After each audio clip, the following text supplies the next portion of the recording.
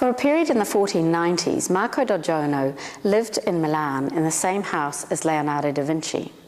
We know this because Leonardo's assistant Salai stole a silver point from Marco da Giorno, and there's a record of I think he might have been taken to court.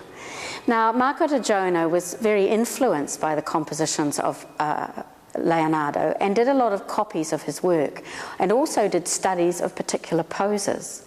If you look at this Madonna and Child, the hand in the foreground, this one here, is in reverse to the hand in Leonardo's Woman with an Ermine, which is on display at present in an exhibition in London. That particular work is very fine, and we've actually done a complete reverse digitally and been able to overlay it with Leonardo's drawing and see that it fits perfectly.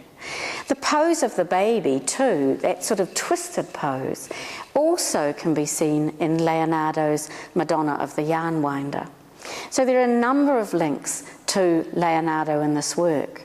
Perhaps the strongest, though, is the view through the window, because Marco da Giorno has learned from Leonardo that ability to paint using aerial perspective. It was Leonardo's scientific discoveries that illustrated that objects get lighter, not just smaller, but lighter in colour as they move into the distance, so that by the time you get to the horizon, things are a soft, almost opaque blue. In this particular work, the Madonna stands with her back to a window, which was a common motif used in a compositional motif used throughout Renaissance Italy. But she also has a ledge in front of her, and her cloak flows over that ledge into what is in effect our space. So there are three sets of time periods in this painting.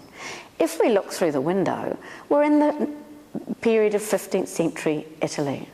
If we look in that very narrow constrained space where the Madonna is standing, you're in spiritual time, without beginning and without end. But that cloak coming into our space comes into our time, whether it was the time when the work was painted, sometime in the 18th century, or today in 2011. So we are drawn in, if you like, the eye is led in from that cloak to the central focus of the painting, which of course is the infant Christ, who turns and points to his mother's breast, not just because she nurtures him, but she stands for the Mother Church, who nurtures all of the believers. So it's an instruction to be faithful to the church, but that the church in return will protect you.